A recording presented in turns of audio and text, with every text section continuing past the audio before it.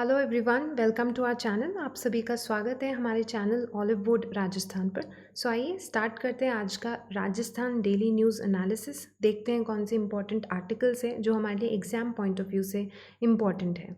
सो सबसे पहला आर्टिकल आज का रहेगा कि हमारे जो राष्ट्रपति हैं, जैसे कि मैंने आपको बताया पिछले कुछ वीडियोज़ में कि हमारे जो राष्ट्रपति हैं श्री वेंकैया नायडू, ये राजस्थान के दौरे पे थे एंड इनको एक पुस्तक जो है वो भेंट की गई है। उस पुस्तक का नाम हमसे एग्जाम में पूछा जा सकता है। तो इस किताब का नाम या इस पुस्तक का नाम है सर्वांगीण विकास की नई राह। ठीक है, तो इस किताब का नाम क्या है? सर्वांगीण विकास की नई राह। तो ये इस पुस्तक का नाम है, ये चीज़ आप ध्यान में रखेंगे। दूसरी चीज़, ये किताब इनको किसने भेंट की थी? श्री कलराज मिश्र, जो हमारे राजस्थान के राज्यपाल हैं, गवर्नर हैं, इन्होंने भेंट की थी ये किसको? हमारे जो उप राष्ट्रपति हैं, vice president of India Venkaiah Naidu को ये भेंट की गई है। किताब का नाम क्या है? सर्वांगीण विकास की नई राह। तो ये जो किताब है, ये पिछले 2 वर्षों में राजभवन ने जो भी संवैधानिक परंपराओं से रिलेटेड जो भी नवाचार वगैरह किए, उससे रिलेटेड कुछ किताब है ये। तो हमसे इसका मतलब कि अंदर किताब में क्या लिखा गया वगैरह नहीं पूछा जा सकता, बस एग्ज़ाम पॉइंट ऑफ व्यू से थोड़ा सा इम्पोर्टेंट हो जाता है कि कौन सी किताब का नाम क्या है जो उनको भेंट की गई थी। एक ये आर्टिकल है जहाँ से हम कुछ एक फैक्ट हमारे एग्ज़ाम के लिए पढ़ सकते हैं। देन नेक्स्ट आज का जो आर्टिकल रहेगा ये है अबाउट जन आधार कार्ड। ठीक है, जन आधार कार्ड के अंदर भी एक कोई रिसेंट डेवलपमेंट हुआ कि जन आधार कार्ड से राशन मिलने से रिलेटेड कोई चीज़, कोई न्यूज़ थी। नाउ मेन चीज़ हमारे लिए जो एग्ज़ाम पॉइंट ऑफ व्यू से इम्पॉर्टेंट है, ये जन आधार कार्ड के बारे में, जन आधार कार्ड स्कीम जो है उसके बारे में। आपने कभी कभी ऐसे हमने भामाशाह कार्ड के बारे में, आधार कार्ड वगैरह के बारे में सुना है। उसी तरीके से जन आधार कार्ड क्या है वो चीज़ हम समझ लेते हैं। तो हमारे वसुंधरा राजे जी की जब सरकार थी, उन्होंने, हमारे पिछले सीएम जब थे वो वसुंधरा राजे, तब उन्होंने एक भामाशाह कार्ड योजना स्टार्ट करवाई थी। तो हमने बहुत सुना था भामाशाह कार्ड योजना एंड भामाशाह कार्ड जो है इसके अंदर बनवाए गए थे। एंड इसमें बोला कि अगर आपको कोई भी योजना के बेनिफिट लेने हैं, कोई भी स्कीम्स के अगर आपको बेनिफिट लेने हैं, तो अगर आप लाभार्थी हैं और आपको लाभ उठाने हैं किसी भी स्कीम के, योजना के पैसे, उन सब चीज़ों से रिलेटेड, तो आपको एक भामाशाह कार्ड बनवाना होगा। एक फैमिली का भामाशाह कार्ड बनेगा, जिसके अंदर एक परिवार का एक भामाशाह कार्ड बनेगा एंड फिर उसके अंदर जो उस परिवार की जो सबसे सीनियर लेडी होंगी, उनके नाम पे ये कार्ड बनाया जाएगा। इसी तरीके से अब जब हमारी सरकार चेंज हुई तो उन्होंने भामाशाह कार्ड जो नाम था उसको चेंज करके अब जन आधार कार्ड इसका नाम कर दिया गया है। तो स्कीम थोड़ी सी चेंज की गई है। पहले भामाशाह कार्ड बनवाए जाते थे, सरकार बदलने से हमें पता है नाम भी बदल जाते हैं, तो नाम बदल गया एंड इसका नाम अब जन आधार कार्ड कर दिया गया है। पहली चीज़ ये। दूसरी चीज़ आप ध्यान में रखेंगे कि स्कीम इम्प्लीमेंट कब करवाई गई थी। ये सबसे इम्पॉर्टेंट फैक्ट आपके लिए रहने वाला है कि ये स्कीम कब से इम्प्लीमेंट करवाई गई। बिकॉज आरपीएससी या फिर अब कोई भी अगर जहाँ पे आपसे करंट अफेयर्स पूछे जा रहे हैं राजस्थान के, वहाँ पे स्कीम्स सबसे इम्पॉर्टेंट पोर्शन रहेगा। सबसे ज़्यादा क्वेश्चंस स्कीम्स से आपसे पूछे जाएंगे। 1 अप्रैल 2020 को जो इसे इम्प्लीमेंट करवाया गया है, इसको इम्प्लीमेंट करवाया गया कब से? 1 अप्रैल 2020 से। एंड एक और चीज़ इसके अंदर बताई गई कि 1 अप्रैल 2020 से ही ये एक वैलिड प्रूफ ऑफ आइडेंटिटी है। जिस तरीके से हम हमारे आधार कार्ड को एक वैलिड, एक आईडी प्रूफ की तरह यूज़ करते हैं। जब हमें बोला जाता है कि आप अपना आईडी प्रूफ दिखाओ, तो हम अपना आधार कार्ड दिखाते हैं या फिर पैन कार्ड दिखाते हैं या वोटर आईडी दिखाते हैं। तो ये चीज़ उन्होंने बोली है कि 1 अप्रैल 2020 से ये एक वैलिड प्रूफ ऑफ आइडेंटिटी होगा। आप एक आईडी प्रूफ की तरह भी जन आधार कार्ड को यूज़ कर सकते हैं। देन इसके अंदर कितना डिजिट नंबर होगा? ये 10 डिजिट नंबर होगा। ये भी मोस्ट इम्पॉर्टेंट चीज़ इसके अंदर रहने वाली है। कितने डिजिट का ये नंबर होगा? आपका जो जन आधार नंबर मिलेगा आपको 10 डिजिट का ये नंबर रहने वाला है। ये भी बहुत इंपॉर्टेंट आपके लिए। आपको ऑप्शंस में पूछा जा सकता है, जैसे कि अभी एक आरपीएससी ने एक एग्ज़ाम लिया जिसके अंदर उन्होंने एसएसओ आईडी से रिलेटेड क्वेश्चन पूछा। जैसे डेली लाइफ में भी जो आप सरकार की कुछ चीज़ें जैसे कि जन आधार, एसएसओ आईडी वगैरह जो यूज़ कर रहे हैं, वहाँ से भी रिलेटेड कुछ क्वेश्चंस पूछे जा रहे हैं। अगर एसएसओ आईडी से क्वेश्चन पूछा गया है तो डेफिनेटली हमसे जन आधार योजना या जन आधार कार्ड से भी क्वेश्चन पूछा जा सकता है। एक 10 डिजिट नंबर होता है, ये चीज़ आप ध्यान में रखेंगे। देन ये एक फीमेल हेड जो सबसे सीनियर लेडी होंगी घर की, उनके फैमिली की, उनके नाम पे ये बनाया जाता है, फीमेल हेड के नाम पे। एंड अगर नहीं है परिवार में कोई फीमेल हेड 18 प्लस अगर कोई नहीं है, देन वो जो मेल हेड है उनके नाम पे ये बना दिया जाता है। वैलिड प्रूफ ऑफ आइडेंटिटी है, ये चीज़ पे हमने बात की। इसके अंदर आपकी जितनी भी अगर आपको डीबीटी जो डायरेक्ट बेनिफिट ट्रांसफ़र्स मिल रहे हैं या फिर कोई स्कीम या योजना से रिलेटेड कुछ भी आपको जो लाभ वगैरह मिलते हैं, वो इसके थ्रू ही आपको दी जाएंगी, सब्सिडीज़ एंड एवरीथिंग। सो ये बहुत इंपॉर्टेंट ये है जन आधार कार्ड। देन इसका जो क्रियान्वयन वगैरह कौन करवाना है, प्लानिंग डिपार्टमेंट। सो ये जो स्कीम है पूरा प्लानिंग डिपार्टमेंट के अंदर आ रहा है। प्लानिंग डिपार्टमेंट इसका जो है पूरा इम्प्लीमेंटेशन और क्रियान्वयन और सारा जो काम है प्रशासनिक काम वगैरह ये प्लानिंग डिपार्टमेंट के अंदर किया जा रहा है। देन इसके लिए एक जन आधार पोर्टल भी बनाया गया है। ये एक पोर्टल है जिसके अंदर ये सारा जो काम किया जा रहा है जन आधार पोर्टल पे किया जा रहा है, जो भी online registration and everything Jan Aadhaar portal पे। फिर इसी से रिलेटेड एक है राजस्थान जन आधार अथॉरिटी। तो जैसे कि जब भी आप अपने आधार कार्ड देखेंगे तो वहाँ पे ऊपर ही आपको अपने आधार कार्ड पे लिखा हुआ मिलेगा UIDAI, जिसे हम बोलते हैं unique identification authority of India. तो ये अथॉरिटी ऑफ इंडिया एक ऐसी अथॉरिटी है जिसके अंडर जो है ये इशू किया गया है। सो उसी तरीके से राजस्थान जन आधार अथॉरिटी बनाई गई है। जैसे कि आधार के लिए UIDAI होती है, unique identification authority of India, उसी तरीके से राजस्थान जन आधार अथॉरिटी बनाई गई है। इसके हेडक्वार्टर्स कहाँ पे हैं, जयपुर के अंदर है। एंड इम्पॉर्टेंट चीज़ कि जो ये राजस्थान जन आधार अथॉरिटी है इसके चेयरमैन कौन होंगे, चीफ सेक्रेटरी इसके चेयरमैन होंगे। चीफ सेक्रेटरी इसके चेयरमैन हैं, ये भी एक ध्यान रखने लायक चीज़ है। क्वेश्चन डायरेक्टली इनडायरेक्टली यहाँ से बन सकता है। और अगर हम बात करें आज के दूसरे इम्पॉर्टेंट आर्टिकल की, ये है अबाउट राजस्थान में बाल विवाह का रजिस्ट्रेशन से रिलेटेड। हालांकि ये 29 सितंबर अगर हम सिर्फ आज की तारीख में देखें, सिर्फ आज की तारीख के कॉन्टेक्स्ट में, हमें आज की न्यूज़ के कॉन्टेक्स्ट में ये थोड़ा नहीं है कि इसे हम कंसिडर करें। बट अगर हम देखें पिछले जो सितंबर का हमारा जो महीना रहा उसके अंदर एक बहुत ही बड़ी न्यूज़ थी। ये इंपॉर्टेंट न्यूज़ है जिसके बारे में हमें पता होना चाहिए। सो उसके बारे में हम डिस्कशन करेंगे। ये है राजस्थान के अंदर बाल विवाह का रजिस्ट्रेशन से रिलेटेड। तो हमारी जो विधानसभा है, राजस्थान विधानसभा, उन्होंने 17 सितंबर 2021 को ध्वनि मत से वॉइस जो नोट से एक इन्होंने एक संशोधन विधेयक था, ठीक है। तो इन्होंने एक अमेंडमेंट लाया, एक एक्ट है ये राजस्थान के अंदर 2009 के अंदर आया था, एक मैरिज रजिस्ट्रेशन एक्ट। सो 2009 का मैरिज रजिस्ट्रेशन एक्ट है, उसके अंदर एक संशोधन किया गया और इस संशोधन में कुछ ऐसी चीज़ें बोली गई जिससे जो हमारा अपोजिशन है, जो बीजेपी सरकार वगैरह है, उन्होंने बहुत इसका जो है विरोध किया। सो इसीलिए बहुत एक नेशनल लेवल का ये न्यूज़ बना था। इसको बोला गया कि ये काला कानून होगा अगर इसको जो है पारित कर दिया वगैरह। सो क्या है इसका संशोधन, क्या है इसके बारे में हमें थोड़ा बहुत आइडिया होना चाहिए। सो राजस्थान में इन्होंने बोला कि हम एक संशोधन मतलब एक विधेयक है, जो एक्ट है राजस्थान मैरिज रजिस्ट्रेशन एक्ट, उसके अंदर चेंजेस किए गए, संशोधन लाया गया बिल के अंदर।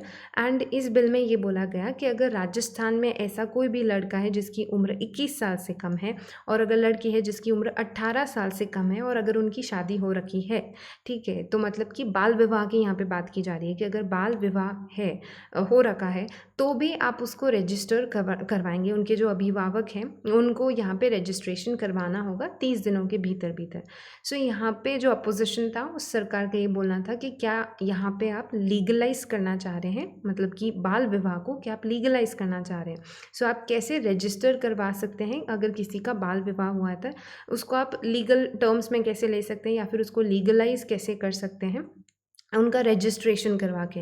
आप खुद ही उनको अगर उनकी मैरिजेस को रजिस्टर करवा रहे हैं तो दैट मीन्स कि आप मान रहे हैं कि हाँ भाई उनकी शादी बाल विवाह जो है वो उसको आप एक तरीके से लीगलाइज करना, इसको ये मान रहे थे।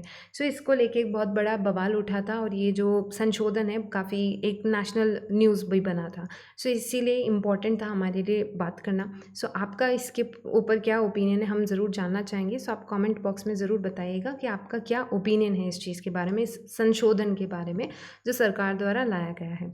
देन हम बात करते हैं कि इस संशोधन के अंदर जो मैरिज रजिस्ट्रेशन एक्ट है, इसके अंदर इस जो मैरिज रजिस्ट्रेशन एक्ट है इसकी धारा 8 के अंदर एक और उपधारा जोड़ी एंड उसके अंदर जो हमने बात की कि किस तरीके से रजिस्ट्रेशन भी करवाया जाएगा।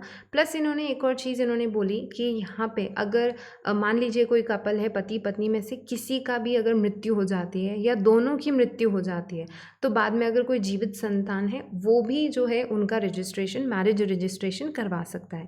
सो सरकार का ये चीज़ बोलना है, बस सरकार का ये बोलना है इस चीज़ पे कि हम क्यों रजिस्ट्रेशन वगैरह करवाने की बात करवा रहे हैं। क्योंकि मान लीजिए अगर कोई संतान है जिसके माता पिता दोनों ही नहीं है और मैरिज का रजिस्ट्रेशन नहीं हो रखा है, तो वहाँ पे उस बच्चे को या फिर जो भी उसको सर्विसेज मिलनी चाहिए या कोई भी योजना का अगर वो के अंडर आता है तो वो उसको मिल जाता। अगर तो मतलब ये बोल रहे हैं कि मैरिज का अगर रजिस्ट्रेशन होगा तो जो जो स्कीम्स का या योजनाओं का उनको लाभ मिलना चाहिए वो उनको मिल पाएगा। सो ये जो है कुछ 2 चेंजेस इसके अंदर किए गए। एक तो इन्होंने ये बोला है कि अगर मृत्यु हो गई है तो भी आप रजिस्ट्रेशन करवा सकते हैं, पति या पत्नी दोनों में से किसी एक की। तो पत्नी की हुई है तो पति रजिस्ट्रेशन करवाएं, पति की हुई है तो पत्नी रजिस्ट्रेशन, वो चीज़ हो सकती है। दूसरी चीज़ इन्होंने बोला कि हम यहाँ पे अगर दोनों की ही मृत्यु हो गई है तो कोई संतान भी उनका रजिस्ट्रेशन करवा सकते हैं। सो अगर कहीं डेप्थ में इस क्वेश्चन को पूछा गया और आपसे स्टेटमेंट फॉर्म में ये बोल दिया गया कि मृत्यु, माता पिता दोनों की मृत्यु के बाद, पति पत्नी की दोनों की ही मृत्यु के बाद अगर उनकी संतान भी उनकी शादी का रजिस्ट्रेशन करवा सकता है क्या, सुनने में थोड़ा अजीब लगेगा लेकिन हाँ रजिस्ट्रेशन करवा सकते हैं। ओके तो ये भी एक और इम्पॉर्टेंट चीज़ जो इस संशोधन में बताई गई। देन इसके अंदर एक और चीज़ बोला गया इस संशोधन के अंदर कि 3 स्तर पर शादी का रजिस्ट्रेशन, पहले एक ही लेवल पे होता था लेकिन अब अलग अलग अधिकारी मतलब हर लेवल पे जो है यहाँ पे रजिस्ट्रेशन जिला विवाह रजिस्ट्रेशन अधिकारी वगैरह होंगे। 3 लेवल्स पे इसका रजिस्ट्रेशन जो है वो करवाया जा सकता है। तो कुछ 3 स्तरों पे शादी का रजिस्ट्रेशन हो सकेगा, इसके बारे में भी संशोधन में लिखा गया था। पहले 2 वाली जो हमने क्लॉजेस डिस्कस किए वो ज़्यादा इम्पॉर्टेंट है। फिर नेक्स्ट जो हम बात करते हैं आज का इम्पॉर्टेंट आर्टिकल, तो जैसे कि हमने बात की थी वाइस प्रेसिडेंट हमारे जो उपराष्ट्रपति हैं वो राजस्थान के दौरे पे थे एंड हमने देखा कि वो जैसलमेर के अंदर तनौट माता जी का जो मंदिर है वहाँ पे गए एंड बीएसएफ के एक बटालियन से मिले। सो यहाँ से हमें एक इम्पॉर्टेंट आर्टिकल जो थोड़ा बैक डेट में है लेकिन इम्पॉर्टेंट है, जो आपसे आने वाले एग्जाम्स में पूछा जा सकता है, वो है अबाउट KVIC ने एक हमारे यहाँ पे एक मिशन स्टार्ट किया गया, प्रोजेक्ट स्टार्ट किया गया बीएसएफ के साथ मिलके, उससे रिलेटेड है। तो एक प्रोजेक्ट है, इसका नाम है प्रोजेक्ट बोल्ड। ठीक है, तो सबसे पहले आप इसका फुल फॉर्म देखो एंड फुल फॉर्म से हम कोशिश करते हैं कि किस प्रोजेक्ट की यहाँ पे बात की जा रही है। तो इसका नाम है प्रोजेक्ट बोल्ड। बोल्ड का यहाँ पे फुल फॉर्म है bamboo oasis on land and drought. तो बैम्बू ओएसिस का मतलब, बैम्बू का मतलब हमें पता है बांस के जो पेड़ होता है उसके बारे में बात की जा रही है। देन यहाँ पे ओएसिस बोला जा रहा है। ओएसिस हमें पता है कि जो मरुस्थल होता है या डेजर्ट होता है, इसमें कहीं पे भी जहाँ हमें पानी मिल जाता है, छोटा सा तालाब मान लीजिए आप डेजर्ट के अंदर, तब हम इसे बोलते हैं कि ये बैम्बू ओएसिस है। ठीक है, तो bamboo oasis on lands in drought. ठीक है, इसके बारे में इसके अंदर बात की गई है। ऑन लैंड्स इन ड्रॉट मतलब कि एक सूखे इलाके के अंदर हम ओएसिस बनाने की, बैम्बू ओएसिस बनाने की बात कर रहे हैं।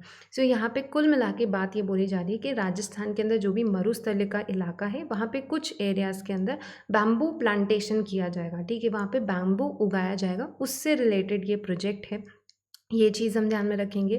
तो ये प्रोजेक्ट स्टार्ट किसने किया है? Khadi and village industries commission जो है KVIC, हमारी सेंट्रल गवर्नमेंट का एक कमीशन है, khadi and village industries commission. ये आपके जो विलेज इंडस्ट्रीज़ वगैरह होती हैं उनसे रिलेटेड जो भी काम है ये KVIC ही करवाता है। सो KVIC के साथ मिलके BSF जो है इन्होंने मिलके ये प्रोजेक्ट को लॉन्च किया है।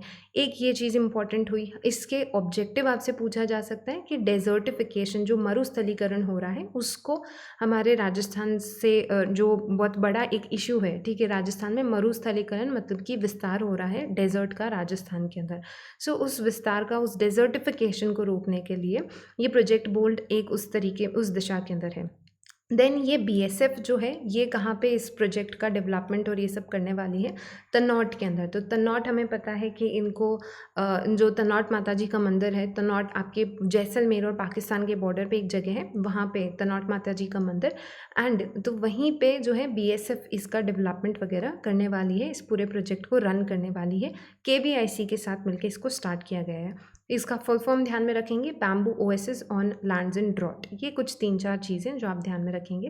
देन इसी से रिलेटेड एक इम्पॉर्टेंट न्यूज़, ये तो हमने देखा तनौट माता जी के मंदिर और तनौट में जो शुरू किया गया है ये सारी चीज़, लेकिन इस प्रोजेक्ट को लॉन्च कहाँ से किया गया था? ठीक है, तो वहाँ पे BSF इसका डेवलपमेंट वगैरह करी, वो चीज़ हमने देखा, लेकिन इसको लॉन्च कहाँ किया जाएगा ये भी एक इम्पॉर्टेंट चीज़ है एंड यहीं से आपसे क्वेश्चन, मोस्ट प्रोबेबली यहीं से क्वेश्चन पूछा जाएगा।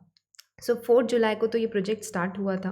बैक डेट की न्यूज़ है एज़ आई टोल्ड यू, लेकिन इम्पॉर्टेंट है एंड आपके आने वाले एग्ज़ाम्स के लिए काफ़ी इंपॉर्टेंट है। जो कोई भी एग्ज़ाम्स होंगे आपके आरपीएससी के और अधीनस्थ बोर्ड के, वहाँ पे ये क्वेश्चन हाईली प्रोबेबिलिटी है इसकी कि यहाँ से क्वेश्चन बनेगा। ठीक है, तो 4 जुलाई प्रोजेक्ट स्टार्ट किया गया था। कहाँ से लॉन्च किया गया था ये सबसे इम्पॉर्टेंट है।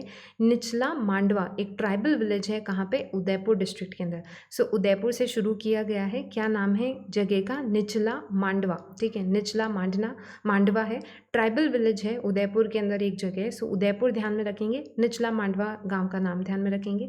कहाँ पे है? उदयपुर डिस्ट्रिक्ट के अंदर है। 5,000 कुछ सैपलिंग्स जो है यहाँ पे स्पेशल बैम्बू की उगाई गई है, मतलब कि इनको प्लांट किया गया था। सो बैम्बू प्लांटेशन से होगा क्या? डेजर्टिफिकेशन कम करने के लिए तनौट के अंदर और या फिर कोई भी ड्रॉट एरियाज़ के अंदर इसको धीरे धीरे एक्सपैंड किया जाएगा। सो ये एक इम्पॉर्टेंट आर्टिकल था प्रोजेक्ट बोल्ड के रिगार्डिंग। सो आज हमने काफ़ी कुछ 2-3 इम्पॉर्टेंट आर्टिकल्स डिस्कस किए हमारे राजस्थान डेली न्यूज़ एनालिसिस में। आई होप आपको हमारा वीडियो पसंद आया। अगर हमारा वीडियो पसंद आया तो प्लीज़ चैनल को सब्सक्राइब कीजिए, like the video and share the video. Thank you.